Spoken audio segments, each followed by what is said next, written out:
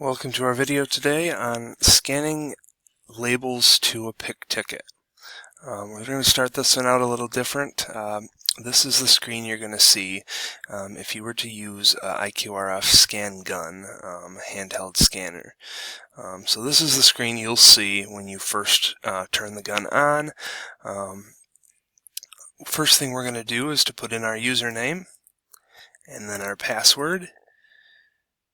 And now it's going to give us a menu. So the first thing we want to do is choose the ship option, which is number 4. Once I've typed that in, I can hit the enter key and the enter button on the scanner. I'm doing it from a computer, so it's a little bit different, but the idea is exactly the same and it will function the same for you. The next menu is actually going to give us 3 options. We don't care about the second 2. The first one is going to be the pick ticket, and that's the one we want. So we'll type in a number 1 and click the enter key again, or the enter button. Now it's actually going to ask us what pick ticket number we want to scan to. This should be recorded for you previous to getting to this point. Whoever set the pick ticket up should have this on a board or recorded for you somewhere to easily access.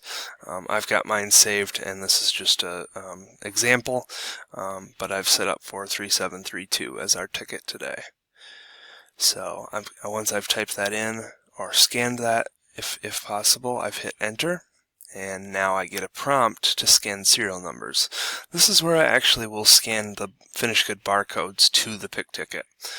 I've got an example created here, already disposition scanned, which is what the line will do to it when they've completed the production. Once I've scanned or entered my serial number, this is typically one of the barcoded fields on a label. Once I've entered that or scanned that, I can hit enter and it's going to bring me to the next screen. So now this screen, there is some data we need to look at. We need to first look at the serial number itself, which you'll see right here in the 3rd line. And we just want to verify that those last 3 digits are the same, just to make sure cross-reference from this screen to the label that we're actually ship scanning, just to make sure we haven't made a mistake. The next thing we can do is verify that there's not an error message of some kind on the screen, which would be very visible and very apparent to you, but we don't see any error messages here. The next thing that you need to do is to place a green dot on the label to indicate that it has been ship scanned with generally a paint marker of some kind. And then once we've done that,